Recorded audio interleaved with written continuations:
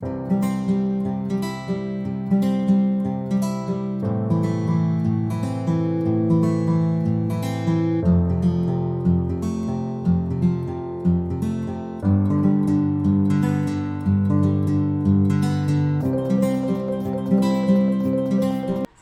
Pak.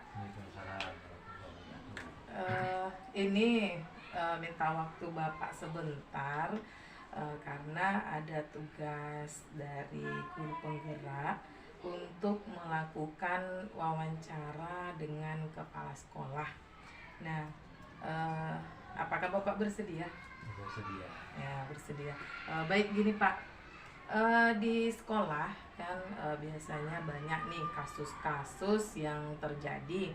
Nah, di sini selama ini Bapak bisa ingat lagi kasus-kasus apa aja yang ada di sekolah kita dan bagaimana cara Bapak dapat mengidentifikasi kasus-kasus yang merupakan ada dilema etika dan rujukan moral nih Pak. Etika. Iya. Jadi dengan etika ini kita istilahnya ada yang terbaik dan ada yang tidak. Jadi yang jelas kita bisa mensikapinya bersama sesuai dengan kasus yang kita hadapi. Mudah-mudahan semuanya bisa terselesaikan. Contohnya adalah kasus yang terjadi adalah anak yang pindah ke SD ini. Yang pindah tanpa ada pemberitahuan atau berita dari orang tua murid.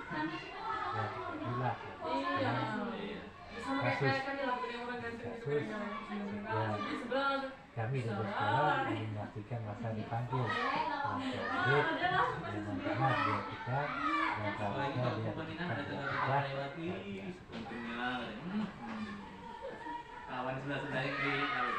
Baik Pak, berarti Bapak mengidentifikasi kasus-kasus yang terjadi ini adalah dilema etika ya Pak.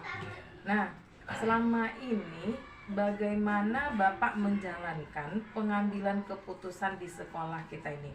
Nah, terutama untuk kasus yang ada dua kepentingan sama-sama benar atau sama-sama mengandung nilai kebajikan nih Pak. Kita selaku pelayan, ya kan, pelayan masyarakat juga pendidikan ini, pertama kita harus mengalah dalam arti kata bukan kita kalah, tetapi mengalah itu untuk kebaikan supaya anak tersebut juga mendapatkan pendidikan. Itu. Jadi kita tidak bukan mengalah maksudnya kita ingin mengalah atau tidak, cuma mengalah kita ini kalau kita berkeras pun tidak ada arti juga, kan itu. Ini mau kita harus mengalah dengan maksud supaya anak ini tidak putus. Berarti Pak, keputusan yang diambil ini itu keputusannya sama-sama benar, boleh kita tidak buat, boleh juga kita membuatnya. Nah, tapi kita kan untuk supaya anak tidak putus sekolah, bukan mau tak mau. Ya, harus wajib dengan sampai anak putus sekolah. Iya. Baik Pak. Sama juga kemarin ada juga anak ini yang udah pindah dari kelas 1 tapi tidak ada melapor gitu. Iya. Setelah sekian tahun, 6 tahun, 7 tahun, 6 tahun, 7 tahun baru dia nih, pada anak itu sudah tamat. Jadi kita tak bisa berapa-apa lagi. Dah tamat karena anak ini kan tidak kita keluarkan. Karena data-data kodik. Nah, bisa kita takut anaknya nanti kan kembali lagi. Iya. Jadi kalau dah kembali dia masukkan rumit. Jadi mau tak mau kecuali ada laporan dari orang tuanya dia pindah, ya kita berikan juga surat pindahnya. Surat kemarin yang apa kan tidak ada yang melapor sehingga ya baik Pak. Jadi keputusan sudah diambil kalau anak ini tetap kita berikan surat pindah. Nah, langkah-langkah atau prosedur seperti apa yang bisa Bapak lakukan selama ini nih? Langkah-langkah atau prosedur apa yang bisa Bapak lakukan selama ini untuk menangani kasus-kasus yang ada gitu Pak? Kan kayak seperti ini ada kalau di sini kita pelajari ada 9 langkah untuk mengambil keputusan itu. Nah, keputusan pertama kan kita lihat dulu nilai-nilai apa yang bertentangan dari keputusan tadi. Kemudian siapa yang terlibat di sana. Terus fakta-faktanya apa, gitu ya kan? Langkah-langkah kita panggil orang tuanya, ya, atau anak tersebut kita panggil. Apalagi anak yang dah pindah kan, yang dah pindah itu ya kita panggil orang tuanya. Ya jelas kalau dipanggil anaknya kan tak datang karena tak sekolah lagi, karena sudah pindah. Jadi kita panggil langkah-langkah utama, kita panggil orang tuanya untuk memberikan kejelasan atau penjelasan kepada sekolah kita. Jangan sampai dianggap sekolah kita ini main-main. Itu kita sebagai pendidik, jadi kita harus jelas. Jadi kita tak mau kita dipijak suatu guru sebuah sekolah sehingga guru kita tanya juga kemana anak ini kan. Jadi harus panggil orang tuanya untuk penjelasan.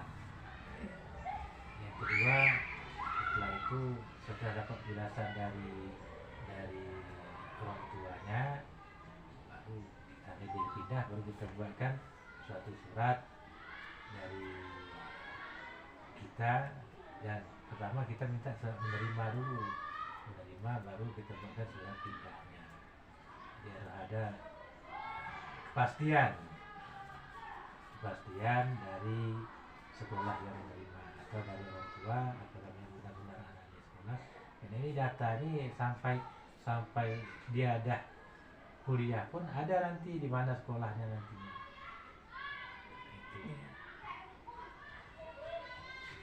Jadi Pak, waktu Bapak mengambil keputusan kan Bapak tuh dilema ya waktu itu. Apakah kita buatkan suratnya, benar nggak orang tua ini menyekolahkan anaknya? Nah, benar nggak anak ini sekolah atau putus sekolah karena bantu orang tuanya, nah gitu ya kan? Nah, jadi langkah pertama Bapak ya memanggil orang tuanya buat penjelasan, kemudian surat pernyataan dari sekolah itu bahwa anak itu memang sekolah ya Pak ya. Jadi dari fakta itu Bapak bisa mengeluarkan surat keputusan bahwa anak itu bisa pindah dari sekolah. Nah, baik Pak, selanjutnya hal-hal apa saja yang selama ini Bapak anggap efektif dalam pengambilan keputusan pada kasus-kasus dilema etika tersebut Pak? Gitu.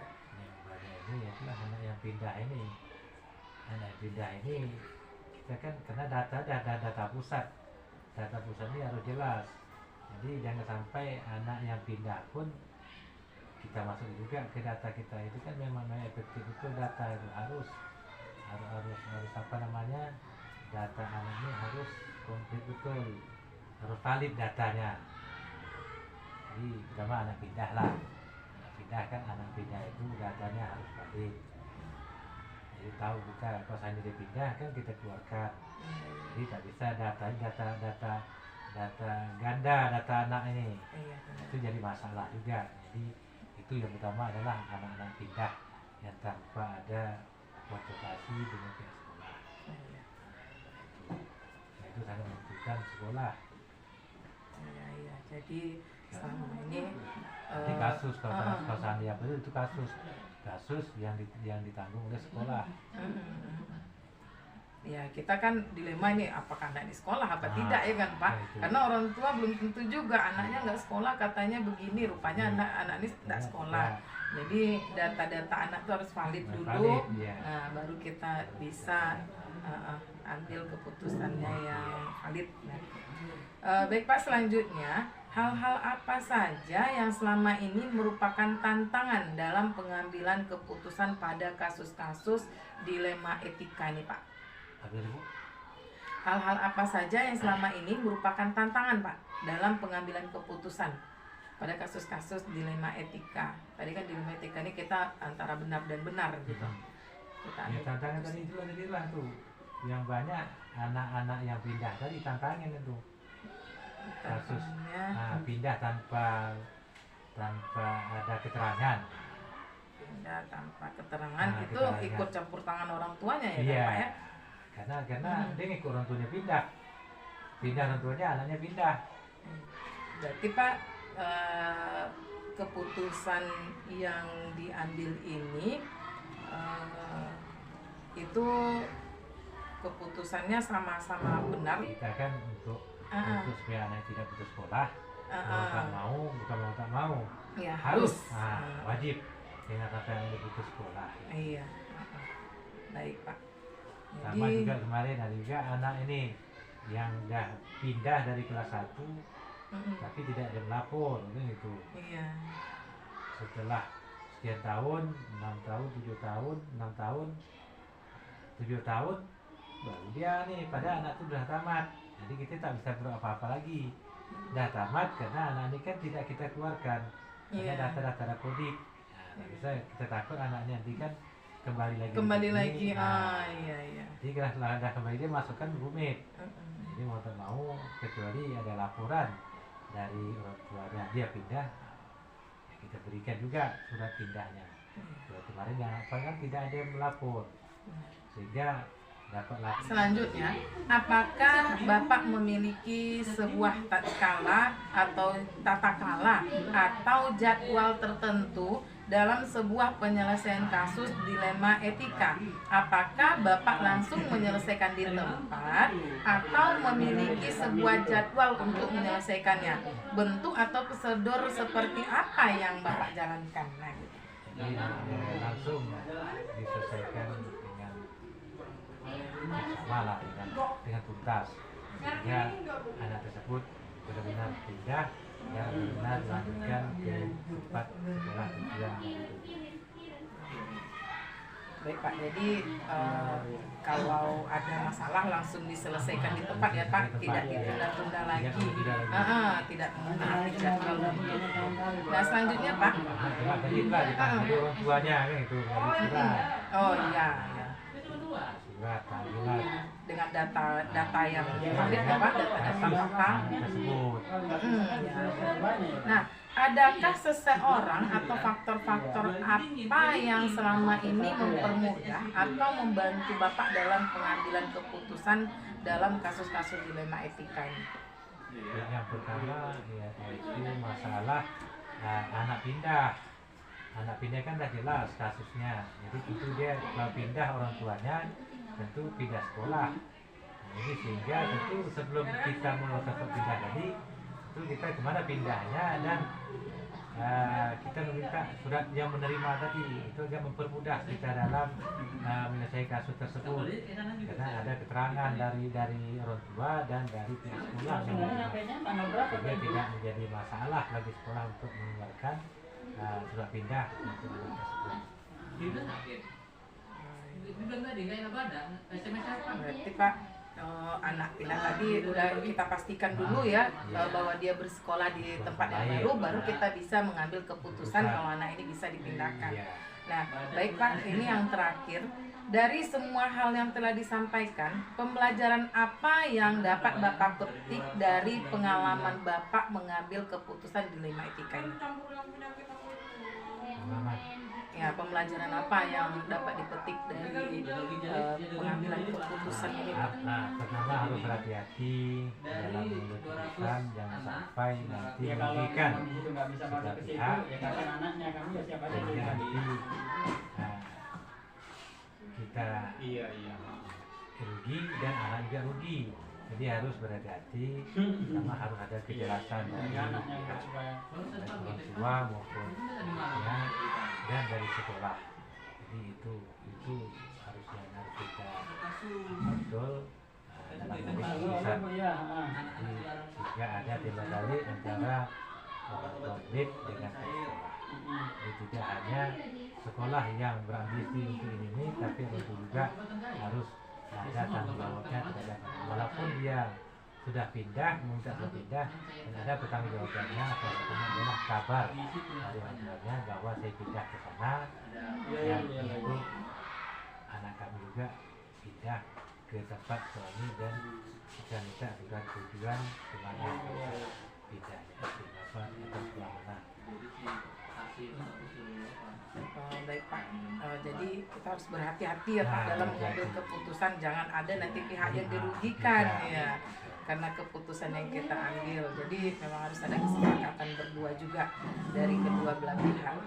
Baik Pak, terima kasih atas waktu Bapak ini udah meluangkan waktu untuk wawancara ini. Semoga dari pengalaman Bapak untuk mengambil keputusan dalam menyelesaikan kasus-kasus di sekolah dapat jadi panutan bagi saya nanti seandainya ada peluang saya mungkin diangkat menjadi kepala sekolah. Itulah yang akan saya jadikan patokan untuk saya melangkah jika saya menemukan kasus yang sama seperti yang Bapak alami atau Bapak ambil keputusan yang Bapak keputusan yang Bapak ambil itu sesuai dengan fakta-fakta dan Bapak memikirkan tidak ada yang dirugikan di antara kedua belah pihak. Baik Pak, terima kasih. Berhati-hati. Ya, berhati-hati, harus teliti ya Pak ya. Iya. Harus teliti dalam pengambilan keputusan. Baik Pak, ilmunya sangat bermanfaat sekali bagi saya. Saya ucapkan terima kasih lagi nih Pak atas ilmunya. Saya tutup Pak. Assalamualaikum warahmatullahi wabarakatuh. Dan saya juga terima kasih kepada Ibu yang telah memberikan misalnya wawancara saya sehingga muncul balik masa-masa masalah yang pernah saya alami, yang pernah saya selesaikan, dan alhamdulillah ini mudah-mudahan menjadi pelajaran bagi kita juga, bagi kita bersama, dan siapapun dia yang dapat diterapkan nanti Ibu, dan insyaallah mudah-mudahan jadi sekolah sesuai dengan program pemerintah bagi guru yang sudah sebagai guru penggerak. Itu syarat daripada pakai caket, pengganti caket adalah guru penggerak. Dan nantinya Ibu terpilih untuk di sekolah, ada sekolah di mana saja. Assalamualaikum warahmatullahi wabarakatuh. Waalaikumsalam warahmatullahi wabarakatuh. Ya, Makasih oke. Pak, undur diri. Itu adalah doa.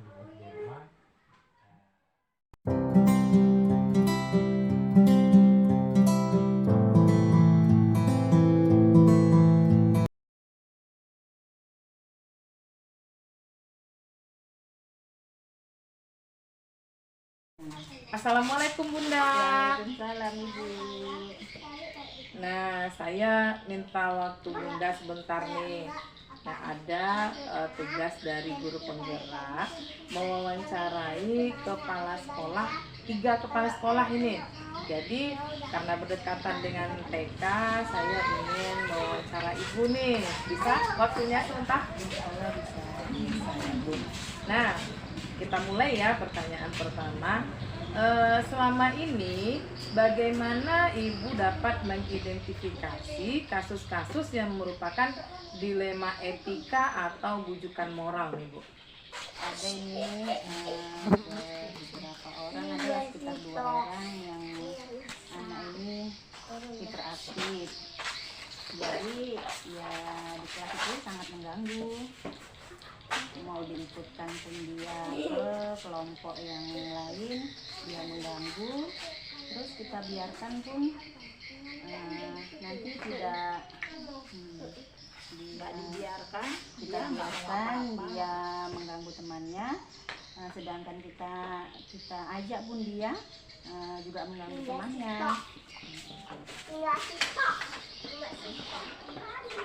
Baik, jadi Ibu menemukan kasus ada anak yang hiperaktif ya, sekitar 2 orang. Apakah itu merupakan dilema etika atau bujukan moral? Dilema etika aja. Iya, dilema ya. Termasuk dilema etika.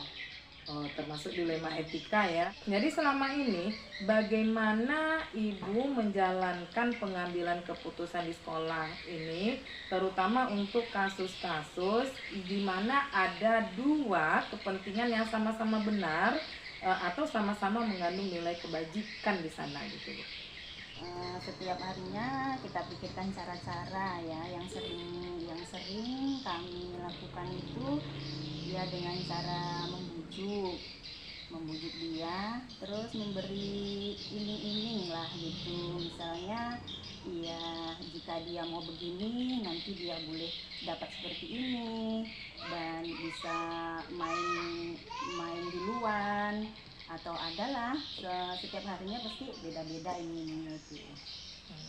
Baik. Jadi memang memikirkan cara-cara yang pas ya, Iya, biar pas, anak ini biar kita pas bisa dan memutuskan iya. apa yang akan kita lakukan untuk menanganinya ya Bu ya. Pas dan cepat hasilnya. Nah, hasilnya nampak ya. Nah, baik. Langkah-langkah atau prosedur seperti apa yang biasa dilakukan nih?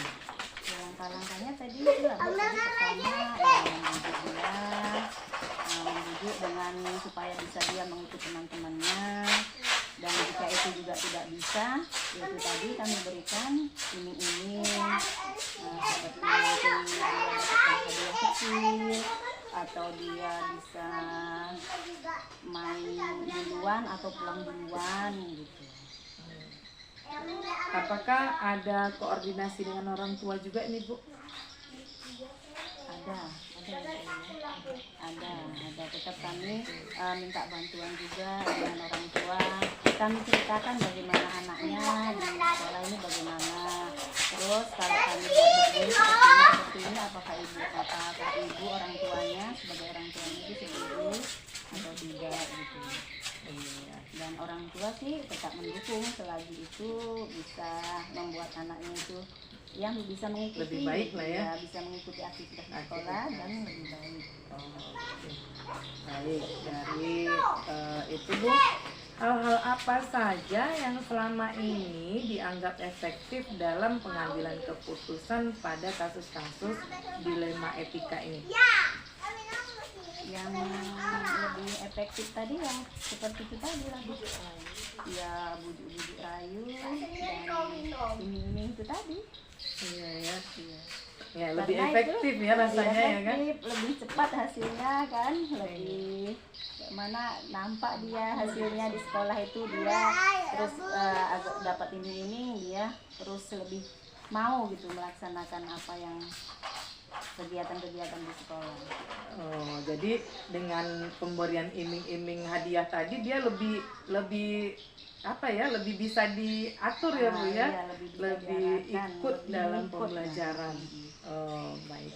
Nah dari hal-hal dari itu, hal-hal apa saja yang selama ini merupakan tantangan nih Bu dalam pengambilan keputusan di kasus-kasus dilema etika Ibu nih, tantangannya? Tantangannya itu ya ketergantungan ya, kebiasaan itu berlanjut terus gitu, ketergantungan lah, ketergantungan terhadap pemberian hadiah Iya. tadi ya, pemberian iming-iming tadi ya. Iya, kemudian ini. Oke. Nah, tadi kan keputusan Ibu kan memberikan iming-iming, tantangannya dia akan ketergantungan. Nah, dari situ apakah Ibu memiliki jadwal atau apa namanya nih, atau Ibu selesaikan langsung jika Ibu waktu Ibu mendapatkan masalah pada dilema etika tersebut Bu? Nggak ada sih jadwal tertentu, ya sewaktu itu aja langsung selesai masalah itu, ada masalah itu langsung selesai gitu, nggak ada jadwal tertentu. Oh ya, langsung diselesaikan ya. Nah, baiklah. Adakah seseorang atau faktor-faktor apa yang selama ini mempermudah dan membantu Ibu dalam pengambilan keputusan dalam kasus-kasus dilema etika ini? Rekan kerja maksudnya. Ya, rekan kerja ya. Rekan kerja. Terus faktor-faktornya ada Bu? Inilah sama rekan kerja saling membagi tugas ya. Artinya ia mempersiapkan ide-ide cemerlang lah. Itu nggak berupa materi aja, misalnya cepat pulang, nanti cepat main. Ide-ide untuk ini ya, ini itu tadi ya. Ini itu tadi juga bukan materi aja, ya mungkin seperti nanti dia kalau sudah siap belajar dia dapat hadiah tepuk, atau nanti kita istirahat duluan gitu. Nggak anak Oh, jadi dia memang untuk penyemangat dia itu Iya, berupa iya. dia tepukan, dia tepuk terus ya. nanti boleh istirahat duluan itu kan anak-anak Dia bangga ya kalau istirahat duluan. aku siap duluan Ah. istirahat duluan Oh iya. Baik, dari semua hal yang telah Ibu sampaikan tadi, pembelajaran apa yang dapat Ibu petik dari pengalaman Ibu mengambil keputusan di 5 etika tadi itu? pengalamannya itu anak-anak lebih bisa tertib belajar, lebih disiplin, bisa membaurlah anak-anak yang hiperaktifan tadi bersama teman-temannya yang lain. Oke. Jadi dengan Ibu mengambil keputusan tadi memberikan iming-iming kepada anak yang hiperaktif, dia dapat lebih tertib belajar, lebih disiplin, lebih membaur dengan teman yang lain sehingga pembelajaran di kelas Ibu lebih kondusif ya Bu ya. Baik, sekian wawancaranya. Terima kasih banyak atas waktunya Ibu. Sudah mengganggu Ibu. Semoga kedepannya saya dapat meneladani apa yang keputusan-keputusan yang Ibu ambil dan bagaimana strategi Ibu menangani murid Ibu. Dapat saya ambil pelajaran jika saya menemukan masalah yang sama seperti yang Ibu hadapi. Terima kasih waktunya. Sama-sama Bu.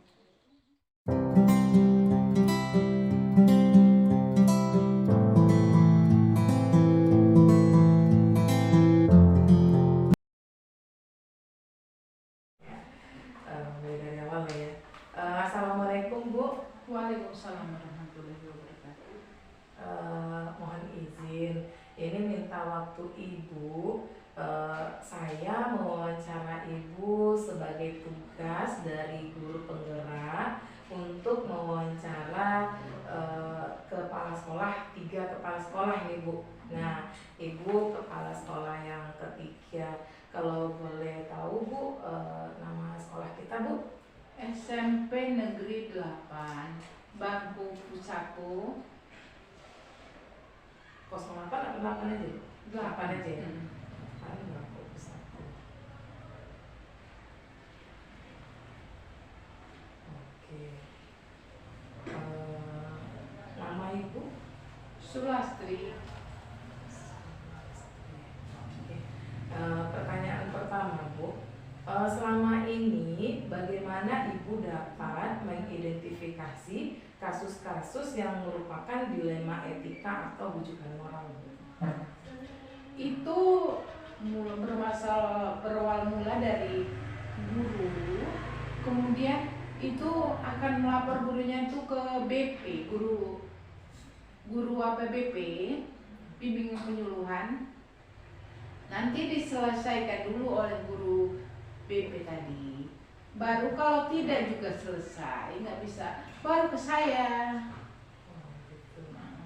Jadi Bu, di saat Ibu dihadapkan pada kasus itu yang tidak dapat diselesaikan oleh guru BP, bagaimana Ibu cara mengidentifikasinya? Kalau itu tuh kasus itu adalah dilema etika atau bujukan moral Bu? Gitu. Iya, dipanggil orang tuanya. Panggil orang tua ya Bu. Kita hadapi bersama antara kepala sekolah, guru-guru dan guru BP. Oh gitu ya, dengan semua ya. Oke.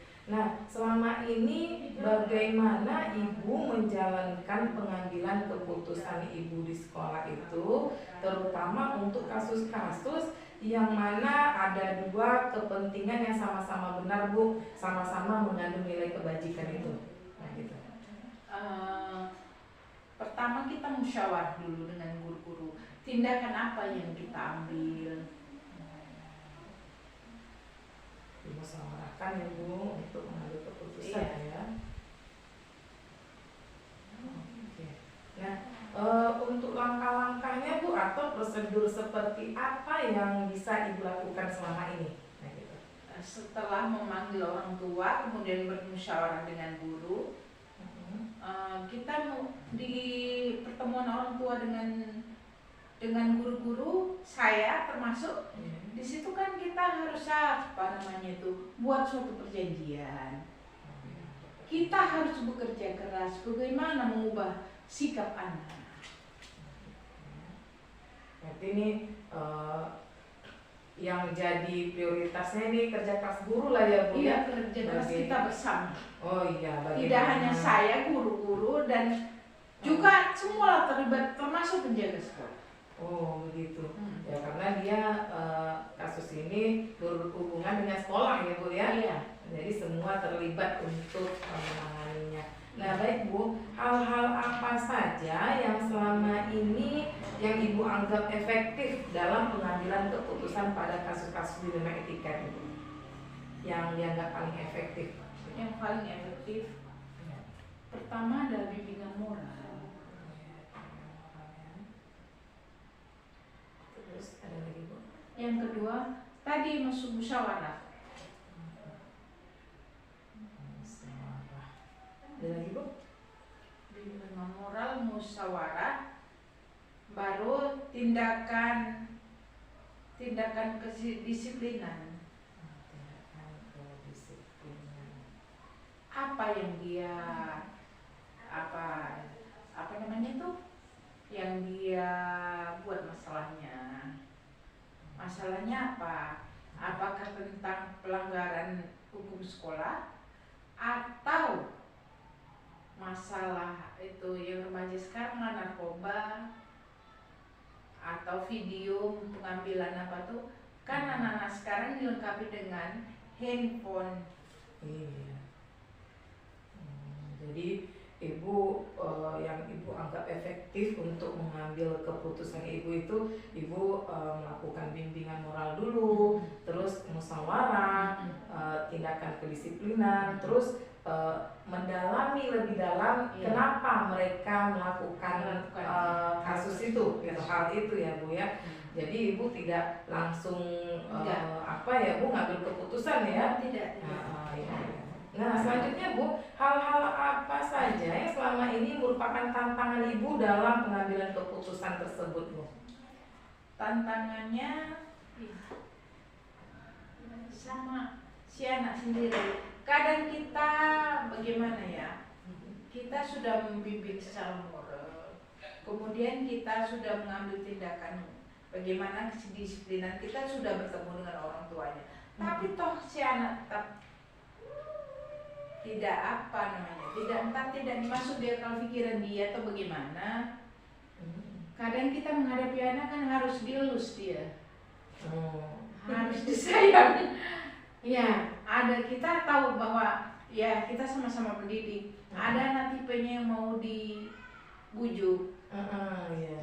Ada anak yang dicubit baru dia sadar. Iya ya Bu ya. Itu. Jadi tantangannya pada anak tersebut ya Bu. Pada anak tersebut. Kemudian kedua adalah lingkungan sekolah yang tidak memiliki pagar sekolah. Iya. Jadi pagarnya pakai hati bukan itu pagarnya. Iya ya Bu ya. Nah kalau sekolahnya berpagar mungkin disiplin lebih ya Bu ya. Iya. Nah selanjutnya Bu, apakah Ibu memiliki sebuah tata kala atau jadwal tertentu dalam sebuah penyelesaian kasus dilema etika yang Ibu hadapi tadi? Apakah langsung diselesaikan di tempat atau memiliki jadwal untuk menyelesaikannya? Bentuk atau prosedur seperti apa yang Ibu lakukan gitu? Prosedurnya, tapi tadi sudah saya sebutkan. Tadi musyawarah ya. Dalam pengambilan keputusan tindakan apa yang harus kita lakukan pada si anak, karena kalau kita berhentikan anak takut dia nanti nggak sekolah lagi, nggak mau dia sekolah, kan sayang untuk ini anak belum tentu anak yang jahat sekarang nakal, kita katakan nakal, belum tentu dia adalah orang yang gagal. Iya, benar Bu. Belum tentu dia gagal. Siapa tahu tahun depan, ya nanti kalau besar dia tahun-tahun berikutnya 10 tahun yang nggak datang. Kita nggak tahu 20 tahun yang nggak datang dia mau jadi apa. Jadi presiden kah, dia jadi menteri kah, Iya. menggantikan saya sebagai kepala sekolah. Kita Iya. nggak tahu itu. Iya Bu. Jadi Ibu langsung Ibu selesaikan di tempat ya Bu. Ibu musyawarahkan. Iya. Nah, bagaimana Kalau bisa. cara Ibu menangani anak tadi biar dia tidak terhambat pendidikannya ya. Nah ya. Baik Bu, selanjutnya adakah seseorang atau faktor-faktor apa yang selama ini memudahkan Ibu, membantu Ibu dalam mengambil keputusan dalam kasus-kasus yang Ibu hadapi ini? Semua guru saya mendukung saya. Oh, ya, semua ya. Iya. Semua personil sekolah ya Bu ya. Iya. Terus faktor-faktornya ada nggak Bu yang itu yang mempermudah Ibu gitu? Orang tua murid mudah diajak komunikasi. Oh, baik. Orang tua murid mudah diajak kompromi lah Bu ya, berkolaborasi Komunikasi, untuk menangani anaknya ya. Nah, itu suatu dukungan yang itu ya Bu ya, dukungan yang kuat bagi kita. Iya. Kan ada juga orang tua nggak mau terima ya anaknya Iya. disalahkan ya Bu ya. Iya. Sementara anak itu memang berperilaku yang tidak baik gitu ya.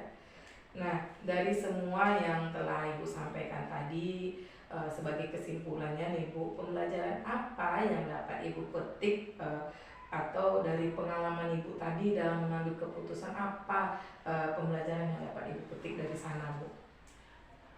Pembelajaran yang bisa saya petik adalah semua masalah bisa kita selesaikan dengan musyawarah dan dari dukungan semua pihak tentunya. Ya, Ada lagi? saya kira cuma itu yang bisa saya sampaikan. Baik, berarti Bu dari masalah-masalah yang Ibu hadapi dalam mengambil keputusan, pembelajarannya adalah semua masalah dapat diselesaikan dengan musyawarah dan tentunya dengan dukungan semua pihak ya Bu. Baik, pengalaman yang sungguh berharga bagi saya Bu. Ini dari hasil wawancara kita tadi nih, memang sungguh pengalaman Ibu itu mudah-mudahan bisa saya terapkan nanti di kemudian hari seandainya saya menghadapi masalah yang sama seperti yang Ibu hadapi. Sungguh ilmu yang sangat berharga ini Bu. Jadi Bu, semua keputusan ya Kita apapun ceritanya, apapun yang terjadi, kalau tidak ada kebersamaan, iya. kalau guru A ngomong begini, guru B ngomong begini, guru C dan D lain-lain pendapatnya kan, Benar Bu. kita temukan pada satu titik keputusan. Iya benar Bu. Jadi dengan musyawarah tidak akan ada lagi nanti keputusan yang salah diambil ya Bu. Iya, baik sekali Bu. Memang sungguh berterima kasih sekali saya Bu atas waktu Ibu ini. Memang pelajaran memang sangat berharga sekali.